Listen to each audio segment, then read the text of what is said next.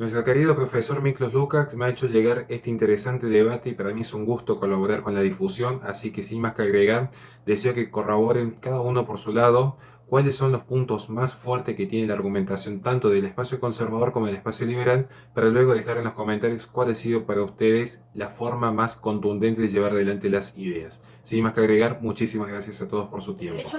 El derecho a la identidad es un derecho inherente a la dignidad del ser humano. Esto está reconocido por el artículo 8 de la Convención de los Derechos del Niño. Y esto es importante porque establece elementos objetivos de identificación de la identidad del ser humano. Dice, incluye nacionalidad, nombre y relaciones familiares. Dentro de todo pasaporte que usamos para viajar fuera de nuestro país o en nuestro carnet de identidad dentro de nuestro país, tenemos elementos objetivos de identidad. A eso se reconoce el derecho como el derecho a la identidad, que es identificar al ser humano con características propias que lo diferencian de los demás.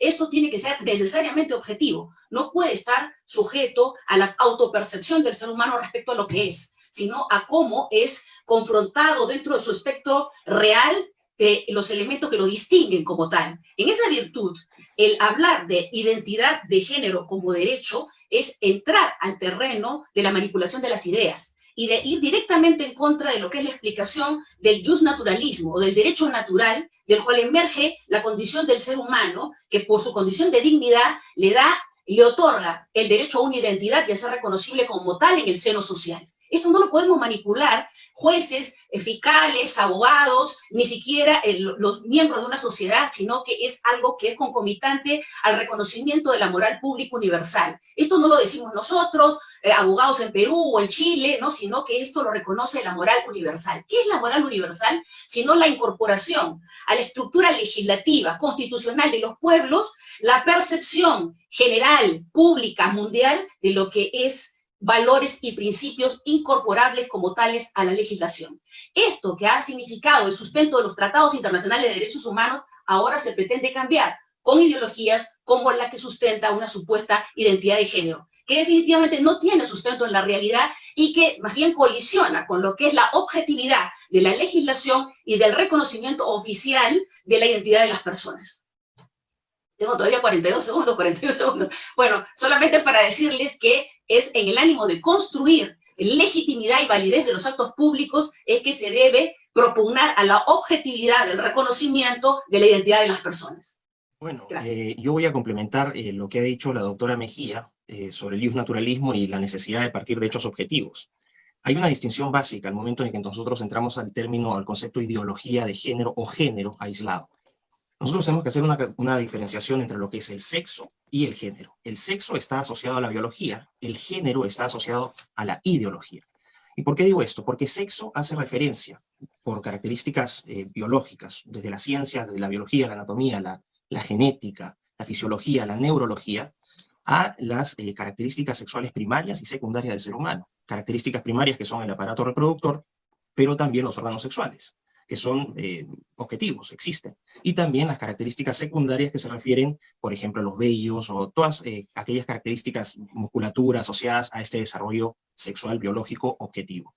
Ahora, esto, digo, está relacionado a la ciencia porque la ciencia finalmente es una actividad práctica e intelectual que lo que hace es recurrir al método científico.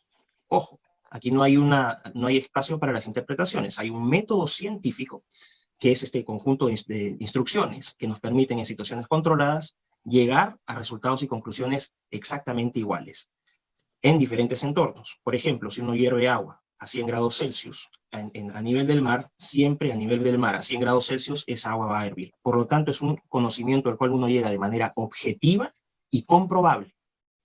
El sexo, en sus características primarias y secundarias, es objetivo y comprobable. El género ya es otra cosa. El género tiene poder, podemos abordarlo desde la parte médica, por ejemplo, ¿no? La Asociación de Psiquiatría de los Estados Unidos califica a este problema del género como una disforia, es decir, la incompatibilidad entre el sentimiento de la persona y su realidad física que acabo de mencionar, pero también podríamos abordarlo desde la dimensión cultural. En el plano cultural podríamos decir que hay roles de género y ahí también cabe el concepto de identidad que estamos discutiendo. Lo importante aquí es ver dentro del pequeño marco que estamos discutiendo este concepto de género, que también tiene alcances legales, el tema de derechos que estamos discutiendo, que tiene alcances políticos en su expresión, por ejemplo, a través del movimiento LGBT, que no representa, como quieren ellos hacerlo aparentar, la causa homosexual, sino que es una plataforma más de carácter político.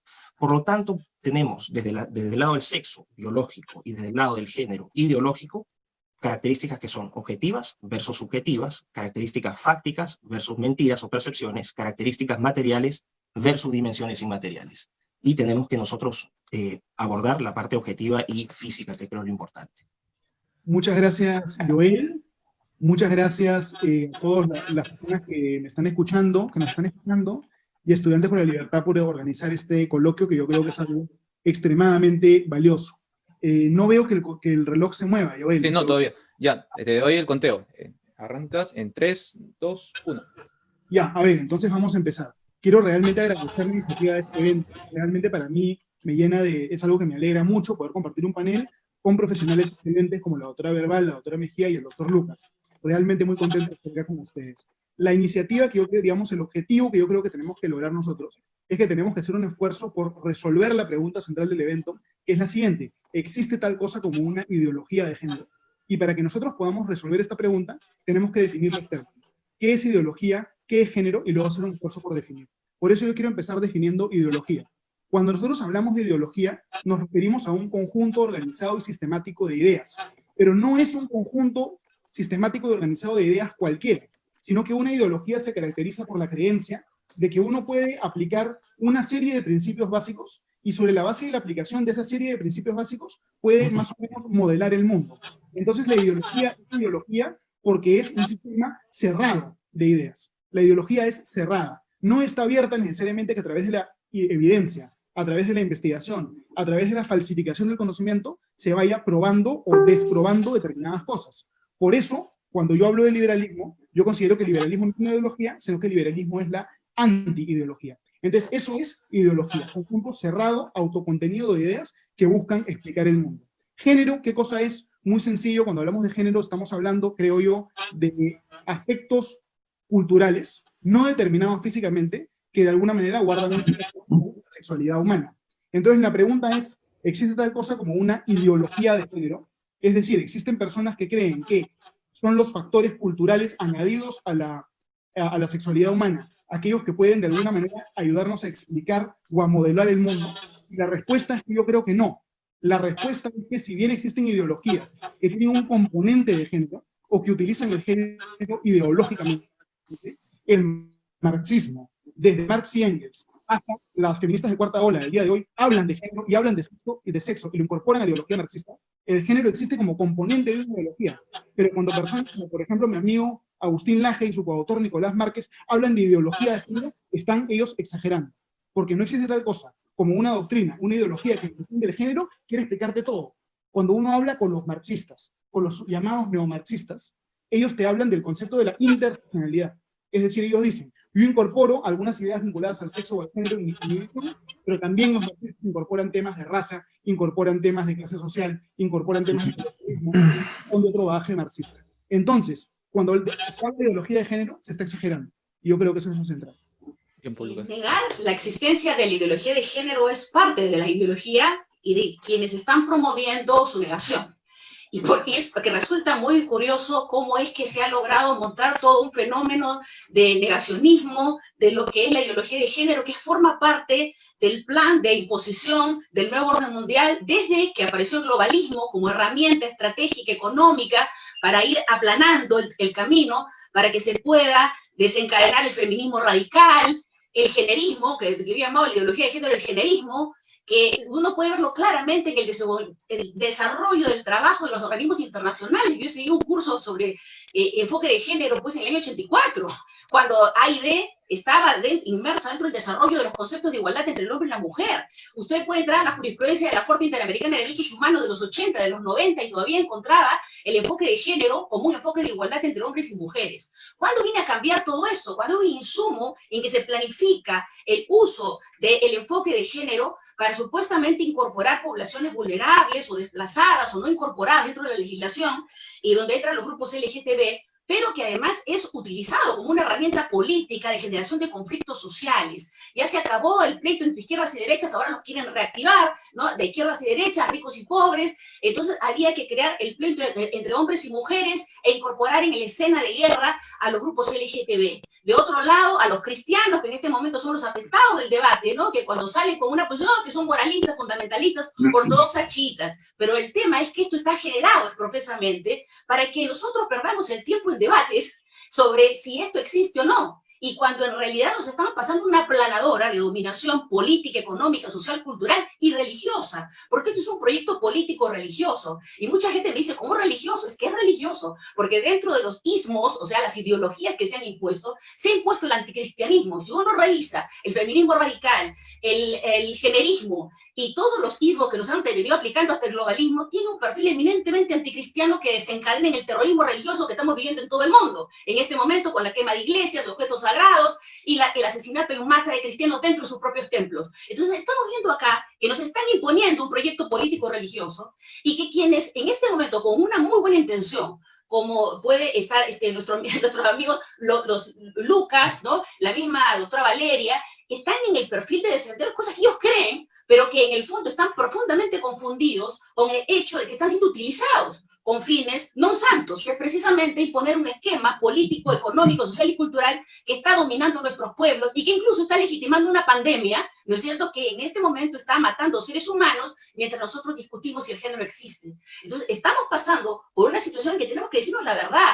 Y esto de no reconocer que el enfoque de género lo único que está buscando es obligar a los estados a que se imponga esto en las escuelas, en la cultura y por todos los medios, y se está utilizando a personas que tienen la legítima expectativa de que se les reconozcan derechos dentro de una sociedad sumamente discriminadora, debo reconocer eso, pero que están siendo utilizados y no se está buscando el propósito real, que es reivindicar los derechos de todos los seres humanos, de todas las personas que integran una sociedad en condiciones igualitarias, en lo cual sí nosotros estamos totalmente de acuerdo, que tenemos que caminar hacia eso. Pero la ideología de género, no es la vía. Y decir que la identidad de género existe como derecho es simplemente negar lo que es el derecho. Es por eso que en este momento lo que nosotros tenemos que tratar de hacer es descubrir la verdad de lo que está detrás de la identidad de género manipulada por los organismos internacionales, impuestos por la UNESCO, en la educación, impuestos por los organismos de justicia internacional, y que en este momento están obligando a los estados a que se incorpore dentro de las sentencias de los jueces a nivel nacional. Algo que llega a colindar con el peligro del activismo judicial que pretende legalizar lo que no es derecho como si fuera derecho en nuestros países. Estamos en esta lucha ideológica, es cierto, pero de lo que vamos a lograr en este tiempo diciéndonos la verdad es que salga lo mejor para unos y para otros, y que nos dejemos usar de un bando y de otro para un conflicto que no existe. Bueno, yo voy a complementar lo que ha dicho la doctora Mejía y también voy a refutar la definición que ha dado Lucas sobre que el género no es una ideología. Es una ideología porque parte de premisas que no tienen un basamento científico.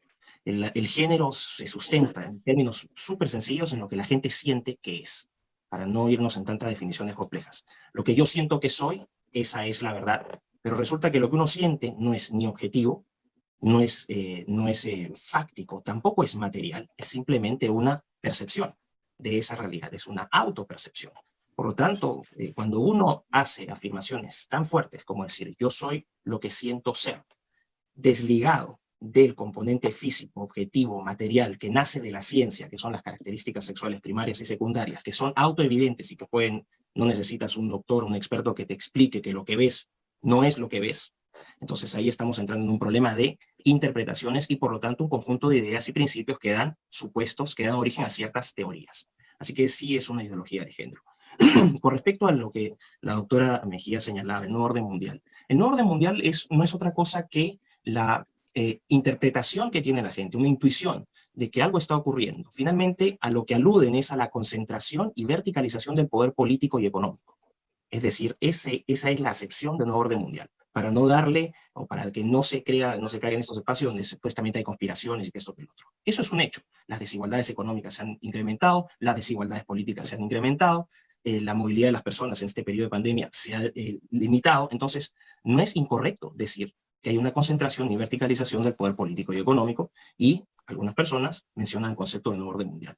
Ahora, al ser el género subjetivo, interpretativo e inmaterial, la única forma en la que uno puede darle cierta lógica o cierta validez es entrando al campo de las libertades. Y aquí quiero citar a Isaiah Berlin, que es un filósofo de la Universidad de Oxford, que ya murió, él plantea en un ensayo de 1958 dos conceptos sobre la libertad. Plantea la idea de libertad positiva y libertad negativa.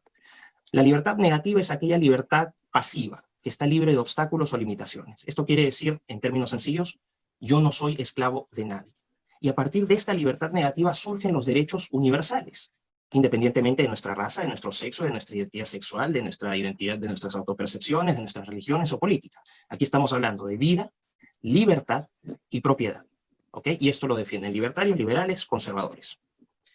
Por otro lado, vas a tener las libertades positivas, nos dice Berlin. Y las libertades positivas son aquellas que surgen de la voluntad de las personas. Es decir, yo soy dueño de mi propio destino. Por lo tanto, la libertad positiva no va a tener problemas mientras mi proyecto de vida y mis arreglos institucionales alrededor de sus proyectos de vida no choquen con los proyectos de vida y los arreglos institucionales de terceros. Y es aquí donde entramos en un gigantesco problema. La tasa o el porcentaje promedio de población LGTB en el planeta es, dependiendo de los países, porque no todos tienen estadísticas, entre 1 y 7%. Ese 1 y 7% le está exigiendo al 93% que se acomode a esta verdad que nace de la autopercepción de las personas. Ahora, como es una imposición, no nace del consenso, tiene que imponerse de manera coercitiva. La evidencia es clarísima. Ahí está el 1,5 millones de personas, por ejemplo, que salen por la marcha por la vida por el tema del aborto, o la gente que rechaza el adoctrinamiento de sus hijos en los colegios. Y eso no solamente es un fenómeno en el Perú, ocurre en Chile y ocurre en todo el mundo occidental. Entonces hay una evidencia empírica brutal que confirma que efectivamente esto es una imposición. No es un consenso, es una imposición. Y para imponerla tienes que coercionar a las personas. Y la coerción se va a dar en el plano cultural, se va a dar en el plano legal, se va a dar en el plano político, económico y educativo. Entre comillas, educativo, porque no es otra cosa que adoctrinamiento a lo largo del ciclo de vida de las personas, desde que entran al colegio, desde el kinder, y no sé, ahí tenía una imagen sugiero a las personas que vean el famoso unicornio de género. Búsquenlo en Google, el unicornio de género, donde hay un adoctrinamiento y se prepara en todo el ciclo de vida de las personas para aceptar que estas autopercepciones, estas percepciones subjetivas, se transformen en una verdad. Y cuando estamos trabajando con una verdad que nace de algo tan subjetivo, entramos en problemas. Muchas gracias, Gracias, Joel. Lucas. Muchas gracias, Joel. Yo quiero agradecer a la doctora Mejía, porque la doctora Mejía, de repente de manera inadvertida, me ha dado la razón. La doctora Mejía ha reconocido que el género lo que es un frente más en una lucha ideológica contra el marxismo. Entonces, si el género es un frente más, el género no puede ser la ideología, porque la definición de ideología en todas partes es un conjunto de ideas omnicomprensivo. Entonces, la ideología, lo que llamamos ideología de género algunos, es una concepción del marxismo que es muy antigua. Y ni siquiera es una concepción nueva. Esto no viene en los años 80 o 70. Es algo muy antiguo. Por ejemplo, si ustedes leen a Engels, Engels decía, antes los seres humanos vivían en una especie de horda que no formaba familias. Después, cuando se creó el capitalismo, se constituyen familias y, digamos, la familia de alguna manera es una estructura que sirve para cimentar la existencia del derecho de propiedad. Entonces, el uso del sexo y posteriormente el género para forzar una transformación social es algo que la izquierda viene haciendo desde finales del siglo XIX.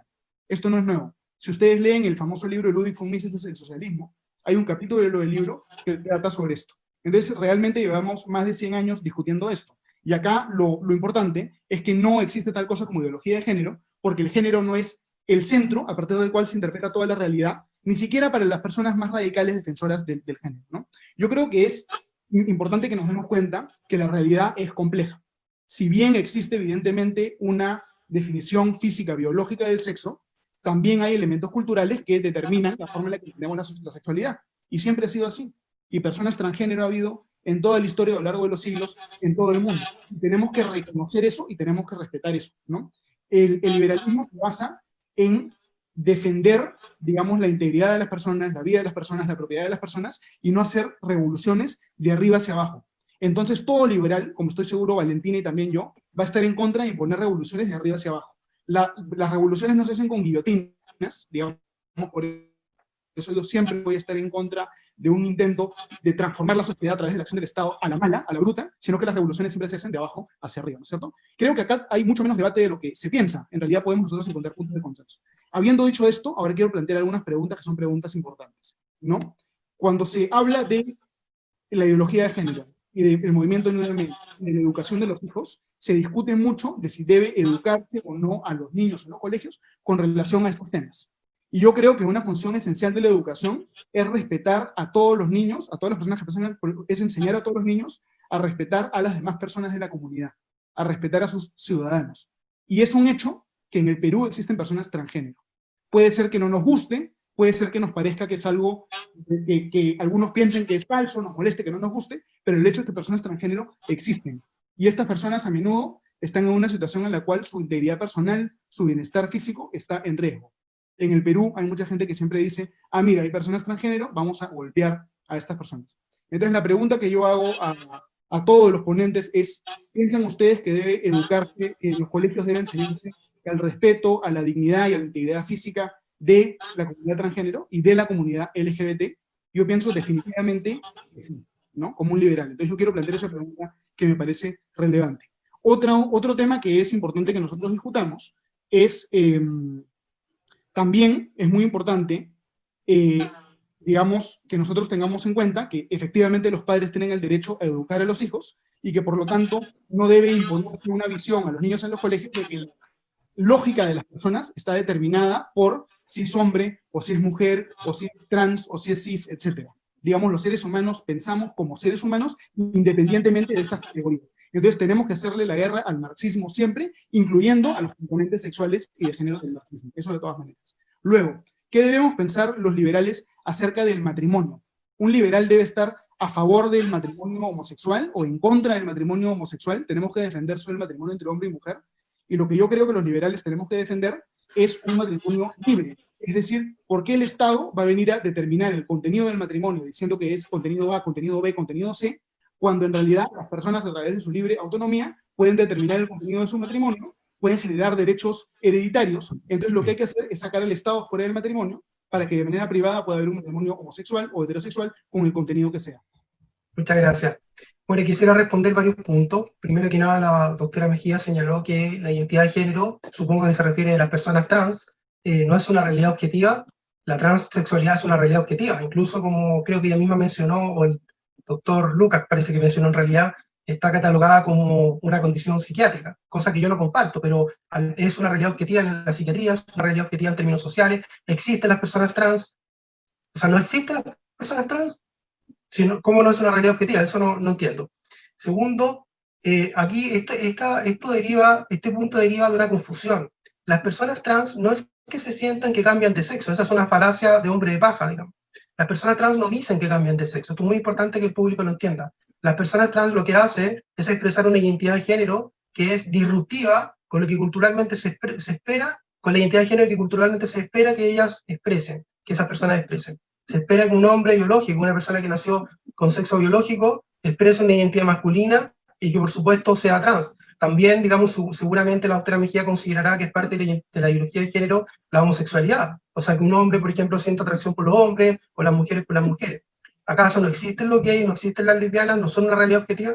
Segundo, invocar el derecho natural es peligroso. En virtud del derecho natural, o en nombre del derecho natural, se ha defendido la esclavitud, se ha defendido históricamente la subordinación de las mujeres, se han defendido las guerras, etcétera, se han defendido las atrocidades más grandes de la historia de la humanidad.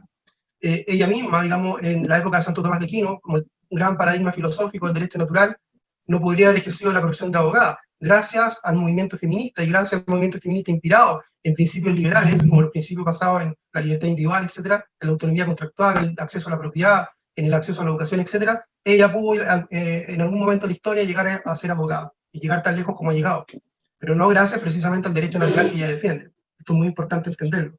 Me gustaría preguntarle también cómo vencer el sistema de dominación mundial que ella defiende. Con respecto a lo que dijo el doctor Lucas, él insistió que la ideología de género, la llamada ideología de género, es una ideología. Bueno, se puede discutir, pero también podríamos decir que la ideología de género, es decir, la representación de la ideología de género que realizan los conservadores, las personas conservadoras, es también una ideología, porque lo que ellos quieren en el fondo, no me refiero a ustedes dos, a mi contraparte en este momento, sino que en general quienes atacan la llamada ideología de género, lo que ellos quieren es imponer a través del aparato del Estado de manera coactiva una visión esencialista de la sexualidad humana que dice que a partir de determinado sexo biológico deberían derivar determinadas identidades sexuales, de género, roles de género, etc.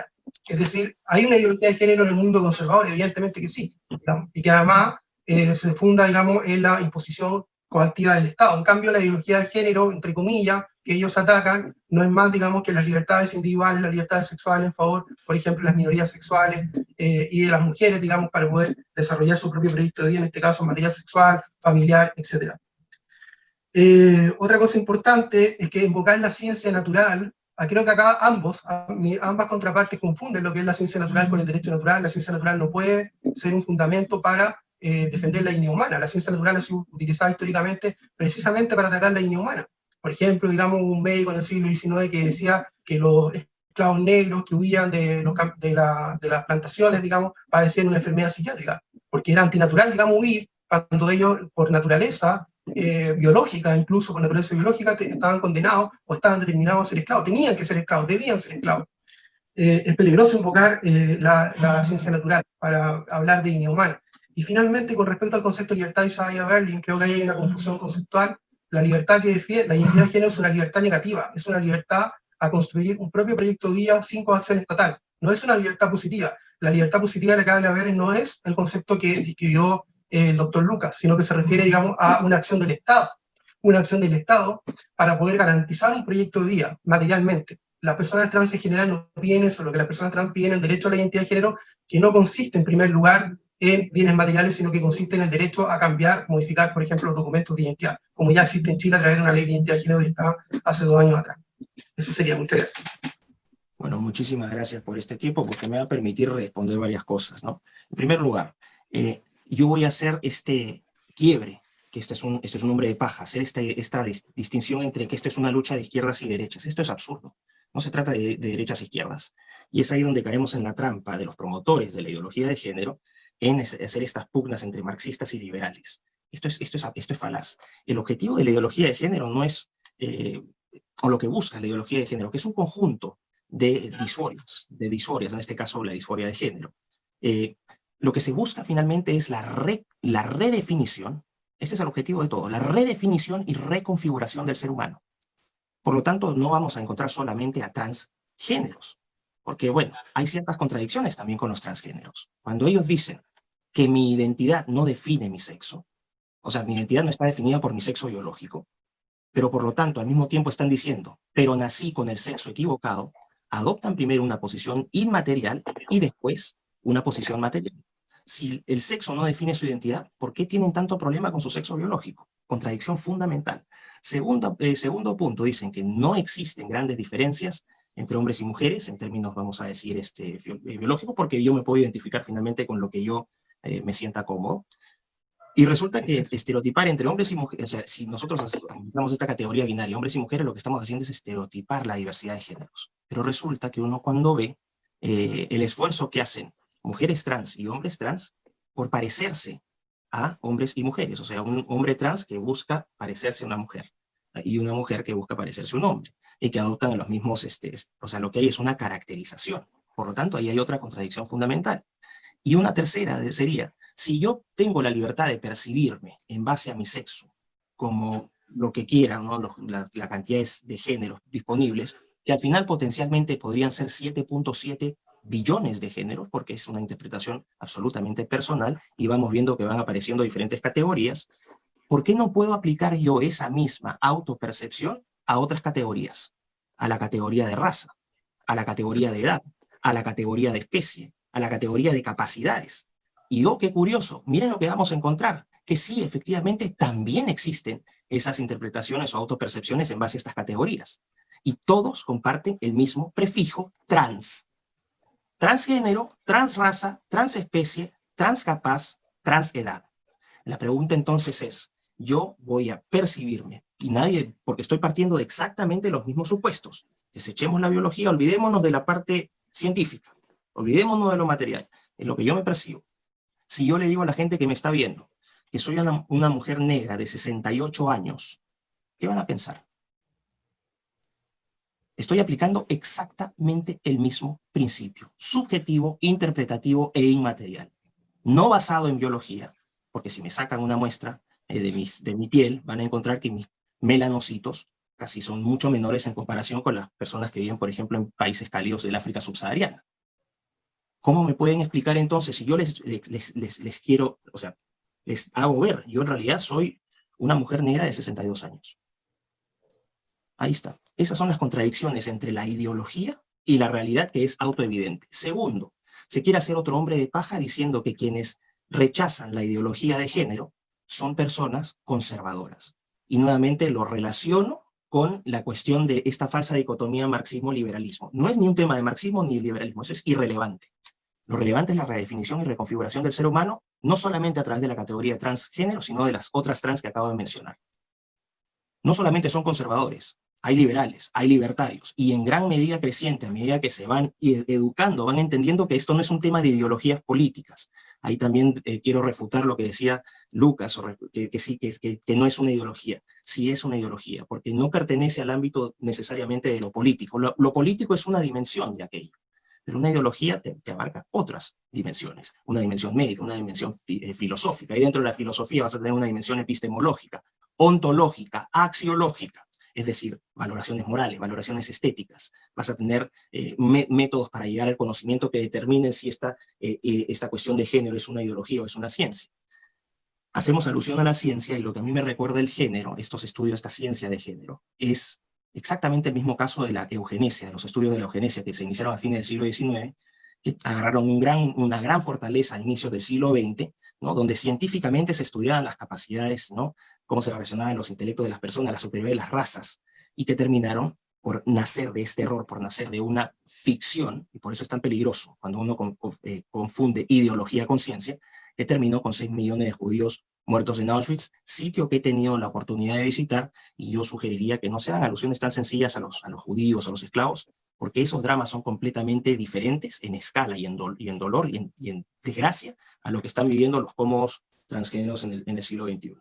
Ahora, teniendo en cuenta entonces que el prefijo trans es tan común y que parte de una ideología que busca redefinir y reconfigurar al ser humano, aquí entraríamos ya a interpretaciones de qué es lo que estaría detrás de esta reconfiguración y redefinición del ser humano. Aquí entramos a control demográfico, en primer lugar, y aquí vamos a atar la agenda del género con la agenda LGTB, es decir, no llevan a reproducción, con el feminismo empoderado, que lo que está haciendo es criminalizar las acciones de los jóvenes, de los hombres, para acercarse a las mujeres. Por lo tanto vas a cortar también ciclos de relaciones sexuales entre hombres y mujeres, el aborto, que es abiertamente reducción poblacional, la eutanasia, que es la desaparición de los ancianos, es decir, toda esta ideología de género que escapa a esta dicotomía absurda de izquierdas y derechas, va a una cosa muchísimo más grave, que repito, es redefinición y reconfiguración del ser humano con fines demográficos, económicos y políticos. Y eso lo pasaré a explicar en la siguiente sección. ¿No? Yo creo que es evidente que hay valoraciones subjetivas acerca de la identidad sexual que las personas tienen. Y esas valoraciones subjetivas son un hecho. Hay personas transgénero, y esas personas transgénero existen. La pregunta es, digamos, desde el punto de vista político, general, ¿podemos nosotros imponer o obligar a las demás personas a aceptar de manera intersubjetiva ese tipo de valoraciones? Y yo creo que la respuesta definitivamente es que no. Digamos, yo no sé, Miklos o Beatriz, con quién piensan que están conversando ustedes, pero ustedes no están conversando con un caviar o con una persona que va a defender, digamos, algún tipo de doctrina neomarxista, están conversando con un liberal. Entonces, definitivamente, una persona, digamos, transgénero, o digamos, no tiene el derecho a necesariamente forzar o imponer que los demás la reconozcan como tal. Por eso, si ustedes a mí me preguntan, Lucas, ¿tú piensas que, yo no sé qué posición tiene Valentina acerca de esto? Me pareció en un debate escuchar a Valentina defender una posición similar a la cual yo voy a expresar ahora, pero por ejemplo, si ustedes me preguntan, ¿es posible que, o es adecuado que se pueda cambiar el sexo en el DNI? Mi respuesta es que no. En un mundo ideal, el DNI ni siquiera debería consignar el sexo de la persona, porque ¿para qué lo vas a consignar? ¿Cuál es la finalidad de consignarlo? Ustedes, Miklos, Beatriz, están en contra de que dos personas del mismo sexo firmen un contrato para establecer derechos hereditarios entre ellos, porque su proyecto de vida consiste en establecer esos derechos hereditarios. Están en contra de que dos personas del mismo sexo hagan una vida en común, porque eso es lo que fortalece su proyecto de vida. Digamos, creen que el justnaturalismo, como sea que ustedes lo entiendan, impide que una persona que considera que se identifica con un género con un sexo que no es el biológico, digamos, creen que se le debería impedir a esa persona llevar un estilo de vida que no corresponde a su sexo biológico. Digamos, lo importante es que nosotros aprendamos a respetar la libertad individual. Y eso va para los dos lados. Está muy mal que algunas personas busquen irrumpir en la libertad individual de las personas, buscando llevar la guerra de clases al matrimonio de las personas, a la cama de las personas, obligando a la gente a hablar en lenguaje inclusivo, etc. Y también está mal, ustedes no han dicho esto, yo quiero saber qué ustedes piensan, pero yo creo que también está mal que el Estado impida a las personas transgénero o homosexuales vivir como ellos sienten el derecho de vivir. El liberalismo se trata de defender la integridad de las personas, proteger a las personas en contra de la coacción y al mismo tiempo permitir a la gente que siga su proyecto de vida, si es que seguir ese proyecto de vida no lesiona los derechos de los demás. Entonces, cuando nosotros hablamos de que ciertas cosas nos parecen anticientíficas, por ejemplo, el juego de tarot seguramente es algo anticientífico. Yo no creo que el género sea como el juego de tarot. El género tiene, digamos, es una realidad que hay un montón de visiones culturales acerca del sexo. Es una realidad que han habido personas transgénero desde la antigüedad hasta hoy. Es algo que existe y no lo vamos a eliminar. Entonces, ¿qué es lo que estamos combatiendo cuando estamos combatiendo la ideología de género? Entre comillas. No estamos combatiendo el hecho de que estas cosas existen, que existen y está bien que existan. Lo que tenemos que resistir son a los intentos de algunas personas que quieren utilizar el Estado para imponer una revolución. Por ejemplo, imponiendo el lenguaje de género o imponiendo la enseñanza de ciertas cosas que están equivocadas en los colegios, etc. Y yo les invoco a los compañeros del debate a que respondan estas preguntas. En el colegio se le debe enseñar a los niños a respetar a las personas transgénero y se les debe enseñar acerca de la existencia de esta comunidad. Sí, no, ¿por qué? Es correcto, digamos, nosotros debemos defender un sistema de matrimonio libre. Dos personas, dos hermanos, por ejemplo, deberían tener el derecho a establecer derechos hereditarios entre ellos. Una pareja homosexual tiene el derecho a establecer derechos hereditarios entre ellos. Para mí no es importante el nombrecito matrimonio, es una pelea semántica. Lo importante son los derechos. Estamos en una situación en la cual las parejas homosexuales, por ejemplo, normalmente una pareja tiene que adoptar, un miembro de la pareja adopta al otro para generar derechos. ¿Es eso correcto? ¿O tenemos que movernos a un sistema de matrimonio libre? ¿No? Al mismo tiempo, también tenemos que rechazar la doctrina marxista del polilogismo. Digámoslo, desde los años 20, los defensores de las ideas marxistas siempre dicen que las personas piensan en función de su identidad. Si es trabajador, piensa de cierta manera. Si es burgués, piensa de otra manera. Si es hombre, piensa de cierta manera. Si es mujer, de otra manera. Y ahora dicen que es trans de una manera, si es género de otra manera, y así sucesivamente. Los seres humanos piensan porque son seres humanos. Entonces tenemos que rechazar de manera radical, desde mi punto de vista, todos los sistemas de cuotas. No tiene que haber cuotas ni de jóvenes, ni en base a identidad, ni en base a si es homosexual o heterosexual. Todas las cuotas las tenemos que abolir. ¿Están de acuerdo los demás miembros del panel en abolir estas cuotas? ¿No? Digamos, ¿de qué estamos discutiendo? ¿Qué nos da miedo de la supuesta ideología de género? Digamos, a las personas trans, realmente es una situación difícil. Yo creo que todos acá conocemos personas que han tenido que pasar por esta situación de ser trans, es una situación difícil, y hay un clima de violencia en contra de esas personas.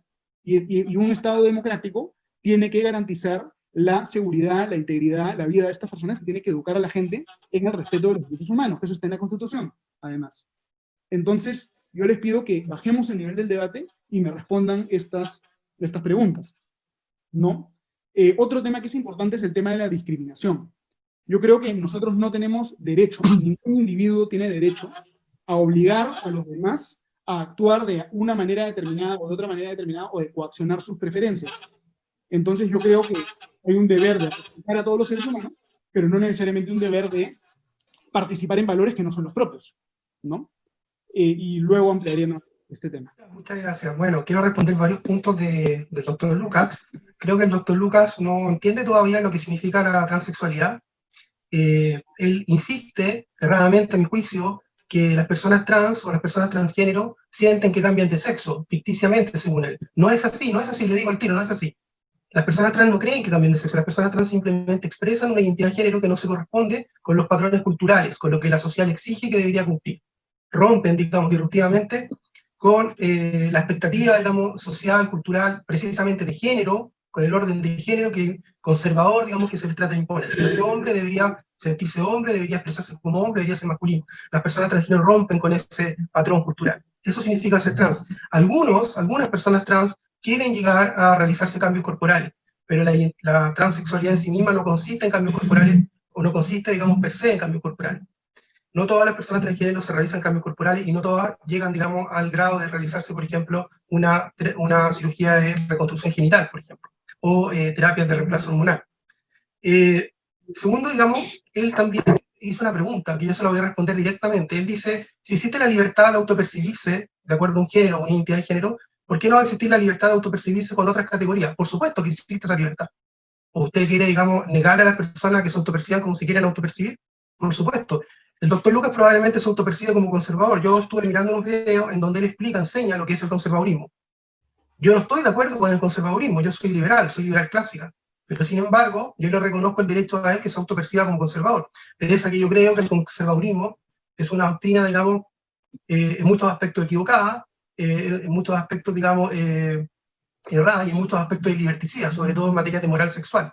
Pese a que creo también, como lo he escrito en otros lugares, que la alianza entre liberales y conservadores, siendo una alianza estratégica en favor de la libertad económica, es una alianza necesaria como un mal menor, digamos, para luchar en contra del socialismo. Yo soy antisocialista también, pero es importante recalcarlo, no soy neomarxista. Entonces, él tiene derecho a autopercibirse. Yo no puedo decir si existe la categoría religión, por ejemplo, en los tratados de derechos humanos, en las leyes de no discriminación, etcétera, que porque él se reconoce de una determinada religión, por ejemplo, o la doctora Mejía se reconoce como evangélica, no sé si es evangélica o católica, pero supongamos que sea evangélica, o que siendo católica después se convierte en la religión evangélica, se cambió de religión, tuvo un cambio de religión, como el cambio de género, digamos, que tienen las personas transgénero. Yo no puedo decir que ella se autopercibe erradamente como evangélica, siendo que la religión verdadera, la religión objetiva, científica, es la religión católica. Digamos, ella tiene el derecho. Y el hecho de que el Estado le reconozca el derecho a cambiar de religión, o cambiar de nacionalidad a una persona, no implica una imposición de parte del Estado al resto, a los que no están de acuerdo para nada. Lo que implica el reconocimiento de un derecho a autodeterminarse, a establecer un propio proyecto de vida.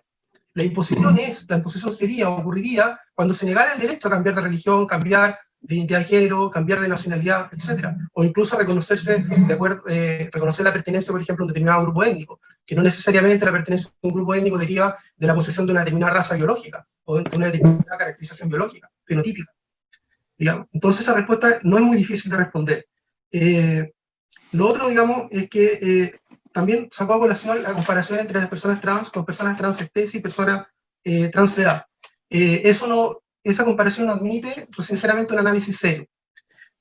Por varias razones, las personas transespecie y las personas transedad, a diferencia de las personas transgénero, no piden, digamos, un reconocimiento del Estado. En general, no hay ningún movimiento que yo sepa, salvo que el doctor Lucas tenga esa información, sería interesante que la proporcione, que está pidiendo un reconocimiento estatal, por ejemplo, en el DNI, ¿ya? Que yo no lo sé. Las personas transespecie que se reconocen, por ejemplo, como animales, que se autoperciben como animales, están renunciando a la racionalidad, están renunciando a ser seres humanos.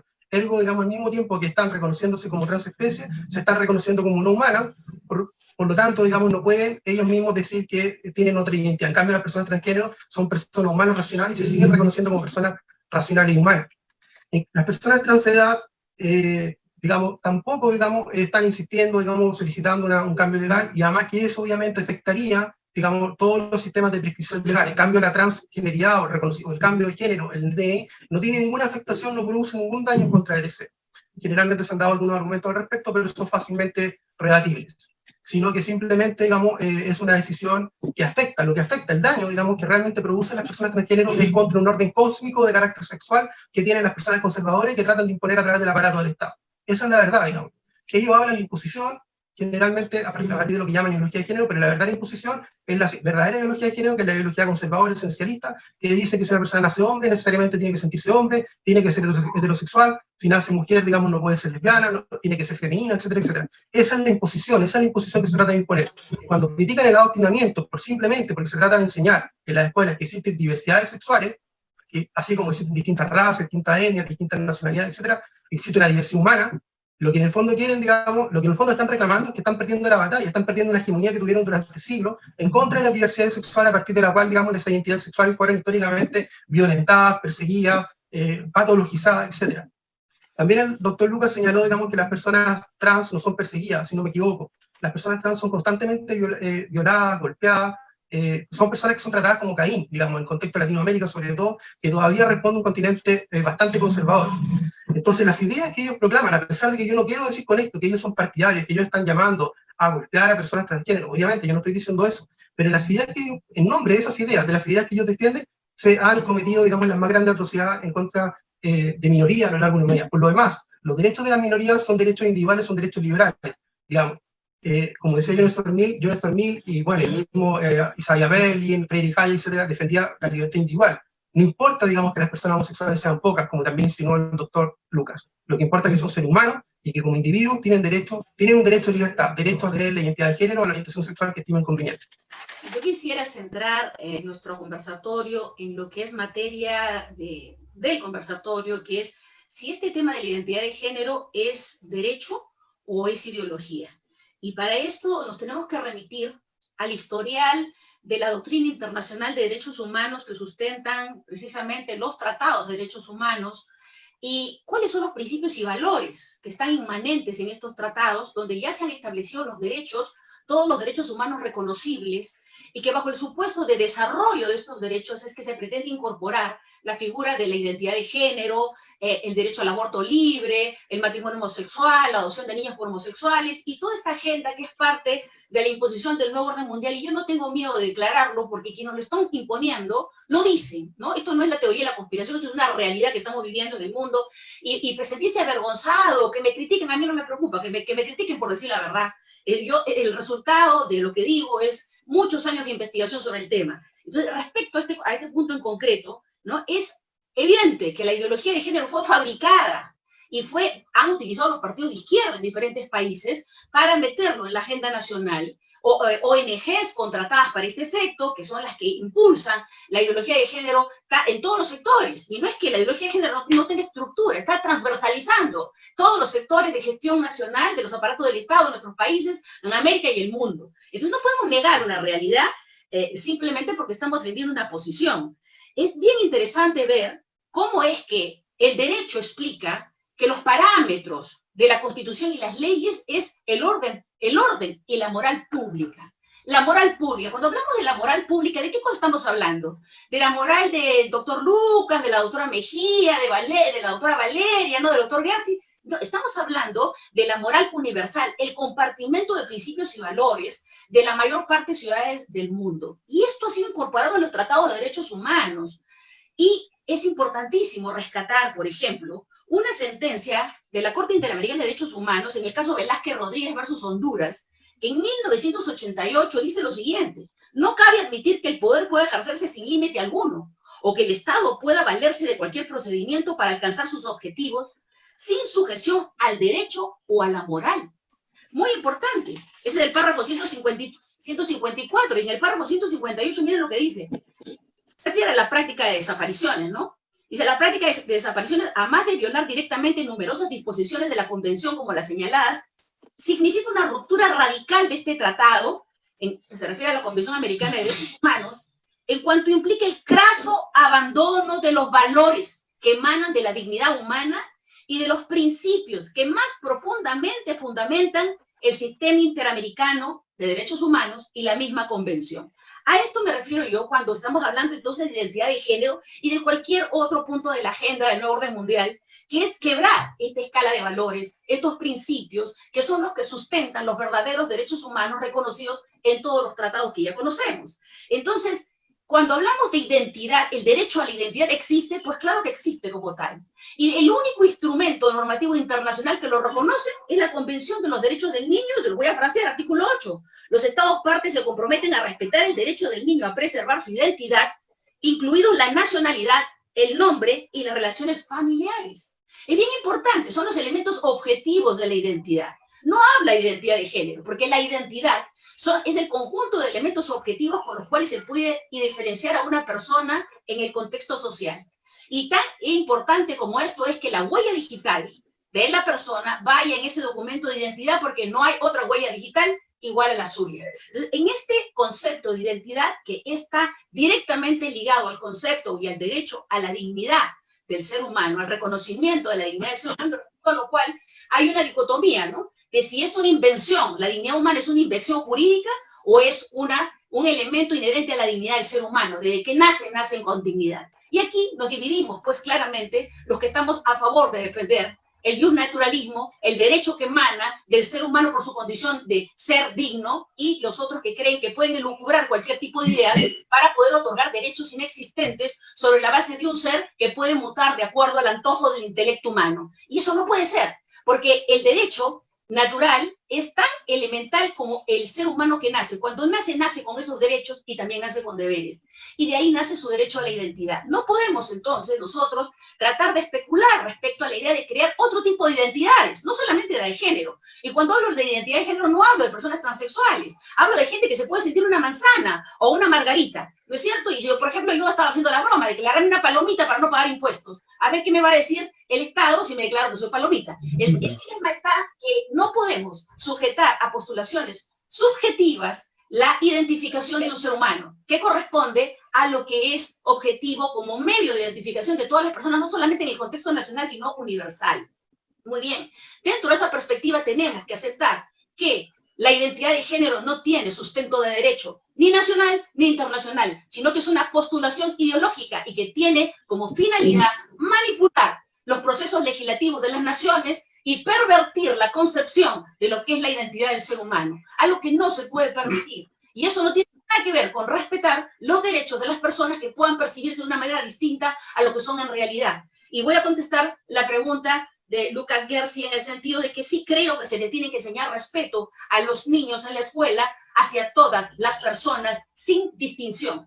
Y eso es precisamente lo que no se hace y es lo que se debe hacer. Muchas gracias, Joel. Yo quiero agradecerle a la doctora Beatriz Mejía por haber respondido mi pregunta.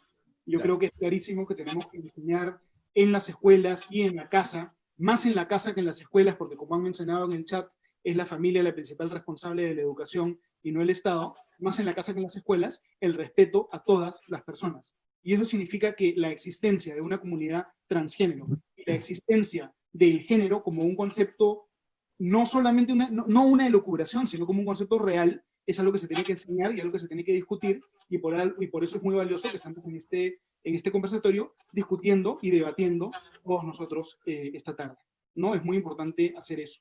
Yo creo que realmente es una exageración decir que existe tal cosa como ideología de género. Es incorrecta, doctor Lucas, con todo el respeto que usted se merece, es incorrecto decir que cualquier postulado anticientífico es una ideología. No existe tal cosa como la ideología del tarot.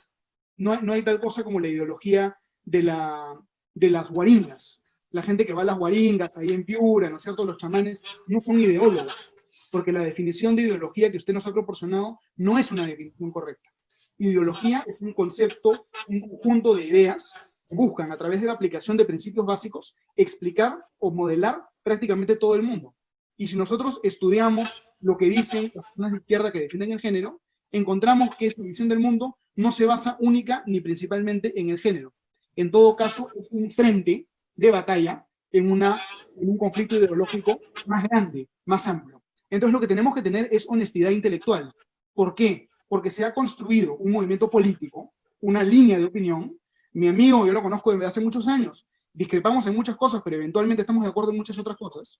Agustín Laje, él de alguna manera ha construido una tendencia política basado en una exageración y basado en la distorsión de lo que significa una ideología. No existe una ideología que se base en el género, es un componente de una ideología, algo menor, pero es exagerado decir que existe una ideología de género.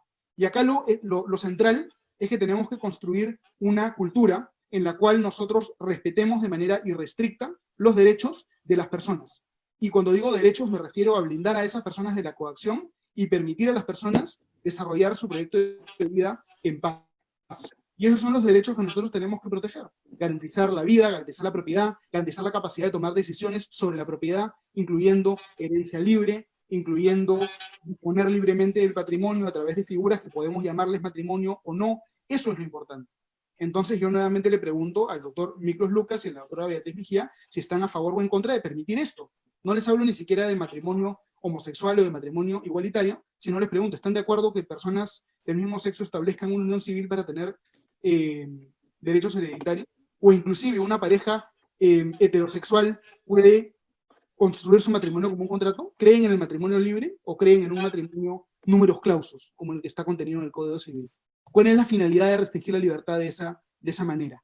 ¿Realmente estamos protegiendo a la mujer, restringiéndole su libertad de esa manera? La mujer debe ser protegida en este punto del siglo XXI. Digamos, tenemos que tener una visión básica de libertad. Y un último comentario que yo quiero comentarles a ustedes es el siguiente.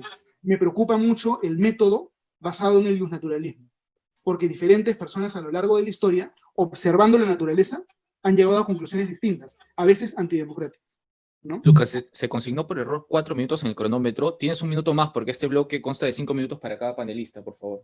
Tengo con las disculpas del caso, sí. un minuto más. Bueno, Sí, voy a yo quiero destacar la pobreza del iusnaturalismo, porque el comunista ve la naturaleza y ve leones comunistas y cavernícolas comunistas.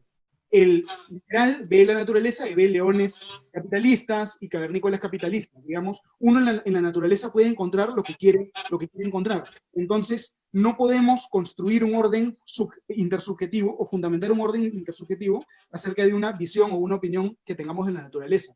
Tenemos que nosotros justificar o fundamentar un orden intersubjetivo en el respeto por la libertad de las personas, ¿no? Entonces, eso es algo fundamental, y yo quiero preguntarles por qué consideran que es el liberalismo la visión correcta de fundamentar el derecho, siendo posible que nosotros encontremos diferentes cosas cuando observamos la naturaleza. Digamos, los totalitarismos, comunista, nacionalsocialista, fascista, también estaban basados en supuestos órdenes naturales. Entonces, además tenemos que entender que el derecho es acción humana y no es necesariamente algo que nos viene entregado desde Gracias, Lucas. Bueno, muchas gracias. Así como en el bloque anterior básicamente respondí a algunos puntos del doctor Lucas, en esta oportunidad quiero hacerlo principalmente sobre algunos puntos de la doctora Beatriz Mejía. Entre paréntesis, yo me llamo Valentina, no Valeria, pero no importa, no me molesta que me diga Valeria. Perdón. No se preocupe. Ella habló de moral pública, en el fondo, dicho de otra forma, está hablando de una moral colectiva. Ella cree que existe una moral colectiva que se le tiene que imponer al conjunto de los ciudadanos. Obviamente, imponerse, como he dicho antes, a partir del aparato coactivo del Estado.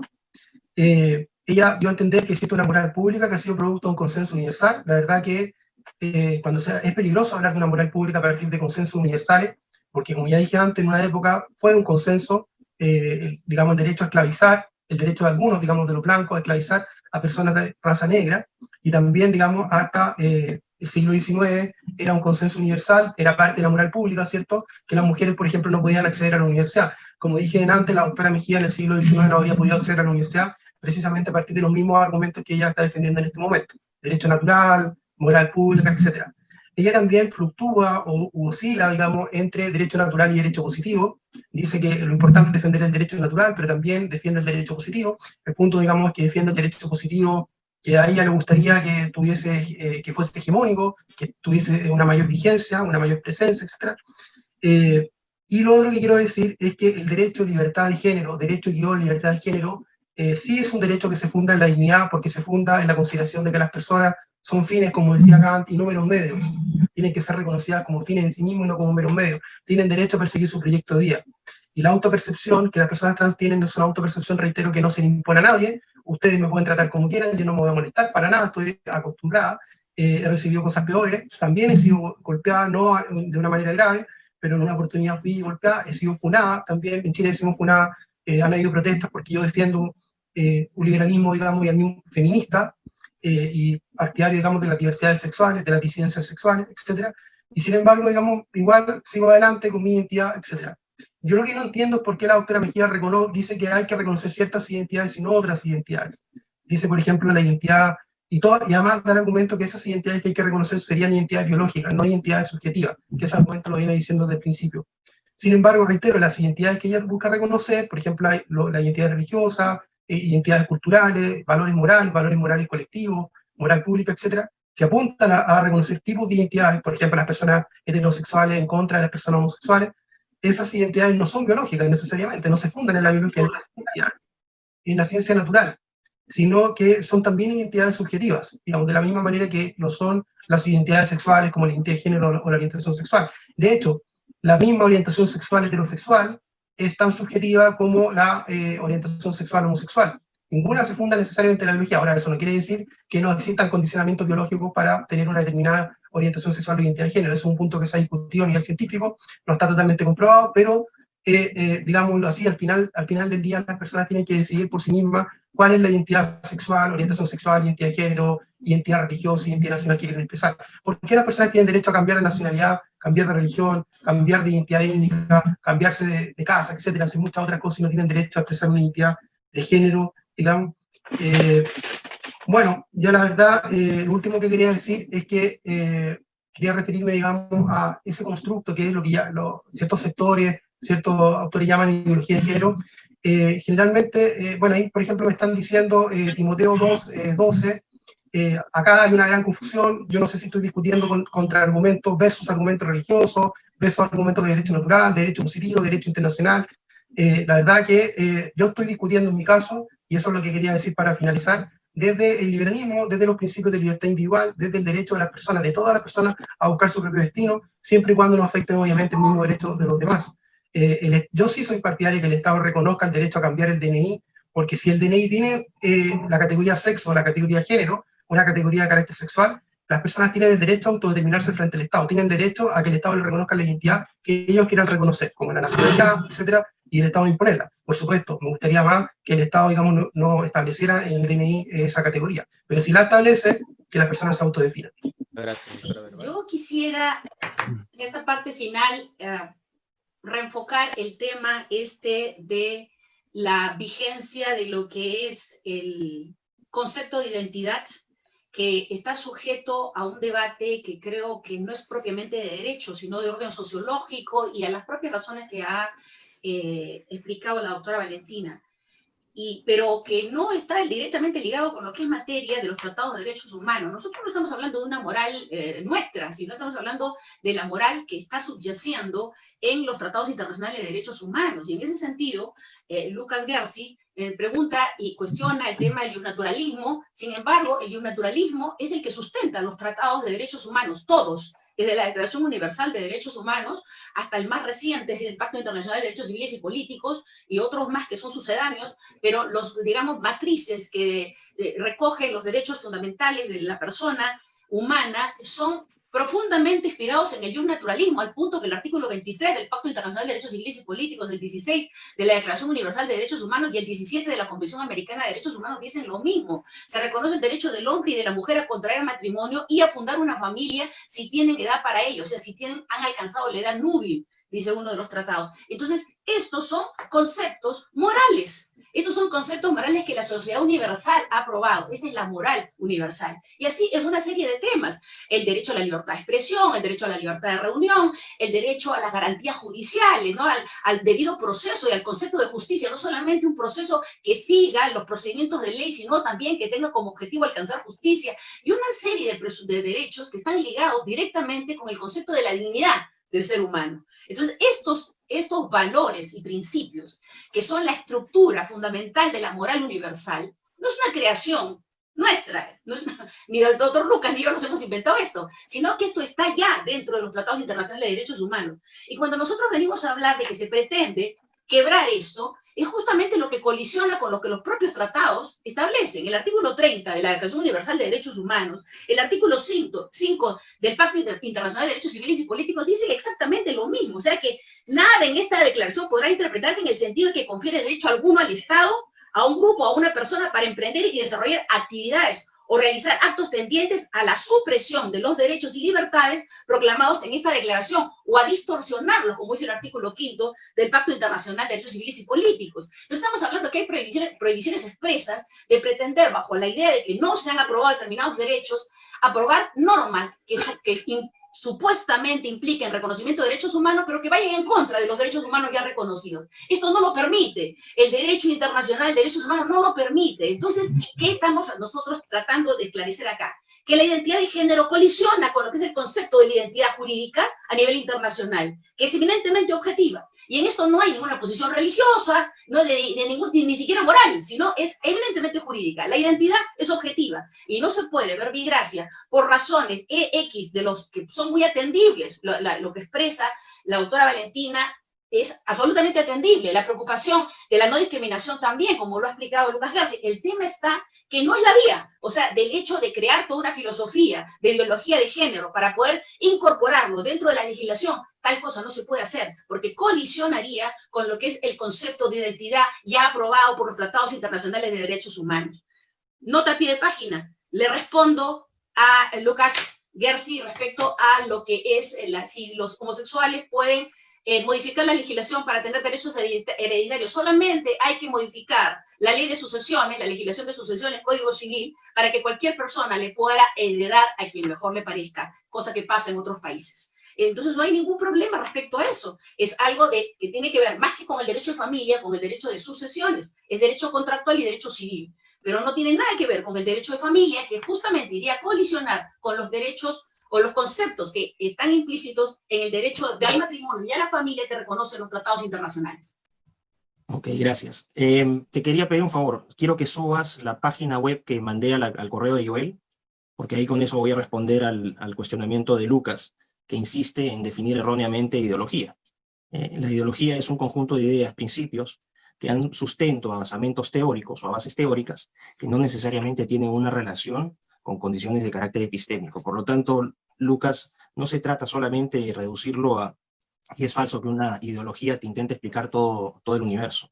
Hay ideologías de carácter político, hay ideologías de carácter económico, o sea, están acotadas en sus ámbitos de acción, o sea, revisa la definición de ideología porque es incorrecta. La ideología de género es una ideología. Y por favor, Joel, ¿puedes subir la página? A ver, me da unos segundos, estoy revisando el correo. Okay. Bueno, con respecto a la pregunta, a las cuestiones que me hizo Lucas, totalmente de acuerdo. Estoy de acuerdo que todas las personas tengan una vida digna, una vida independiente, que puedan autorrealizarse. Tú me hablas de derechos patrimoniales, yo no soy abogado, pero yo estoy completamente de acuerdo. Estoy completamente de acuerdo de que las personas homosexuales o transgénero puedan hacer su vida como mejor les parezca en un ámbito privado. El problema es que acá se relativiza de manera muy inocente. Uy, acá no hay impactos, hacemos nuestra vida y no molestamos a nadie. Disculpen, acá hay graves problemas. En primer lugar, la tragedia de la hormonización de niños, que son producto de esta ideología que es realmente criminal, en el sentido de la manera como se expresa. Quiero hacer una separación. ¿La puedes subir? Sí, ya lo estoy compartiendo. Ahí está. Ok, gracias. ¿Lo pueden ver? Ok, gracias. Ahí resumo la respuesta de si es o no ideología. Ese es el unicornio de género. Ahora, si esto es producto de la ciencia, esto es lo que se enseña en los colegios a los niños. Si esto es producto de la ciencia, me lo explican. Esa es la expresión gráfica de ideología.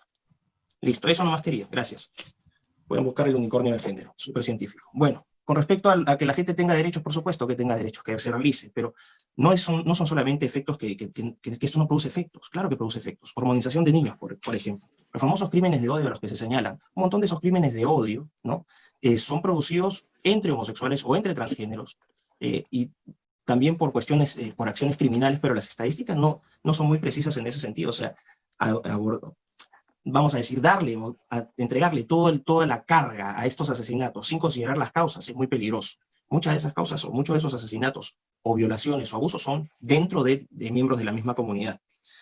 Se habla de que estas ideas no tienen consecuencias. Vean el caso, por ejemplo, en los deportes, cuando tenemos a hombres que están compitiendo con mujeres en deportes como la halterofilia, el atletismo, o cuando vemos en las Mixed Martial Arts, estas competencias de peleas, donde un hombre la vez pasada le rompió la mandíbula a una mujer por estar peleando en estas famosas peleas de artes marciales mixtos. O sea, no es que sean neutrales estas ideas, ese es el peligro. No es que solamente sea mi autopercepción y en base a mi autopercepción el mundo tiene que cambiar alrededor de mí. Se le reconoce derechos a las personas por el simple hecho de ser personas. Yo no soy abogado, pero ese es mi punto de partida. Me da lo mismo si eres de chino, negro, blanco, trans, cis. Es irrelevante eso. La persona como tal, sin apellidos, sin etiquetas. Y ahí es donde entramos cuando empezamos a categorizar a las personas y entramos a estas discriminaciones positivas, entramos a una serie de problemas. Esto tiene obviamente graves consecuencias de carácter social, de carácter político, de carácter económico. Se dice que somos, entre comillas, los conservadores, los liberticidas, pero Valentina acaba de reconocer que quiere que papá Estado le asigne su DNI. O sea, no hay nada más estatista que apelar al Estado para reducir la libertad de las personas, apelando, ¿no?, supuestamente a esta rechazo al Estado, que no quieres que haya Estado. Es a través de los estados donde se legisla para imponer estas etiquetas de crímenes de odio, discursos de odio, que son completamente liberticidas con las personas que se atreven a decir la verdad o que interpretan la realidad de acuerdo a como la ven, una realidad objetiva, y que son penalizados por decir esa verdad. O sea, hay consecuencias de carácter económico, negocios que son cerrados por no atender a personas supuestamente que se autoperciben como lo que biológicamente no son. Entonces, hay que tener mucho cuidado cuando minimizamos los efectos de esta ideología que realmente es bastante perniciosa.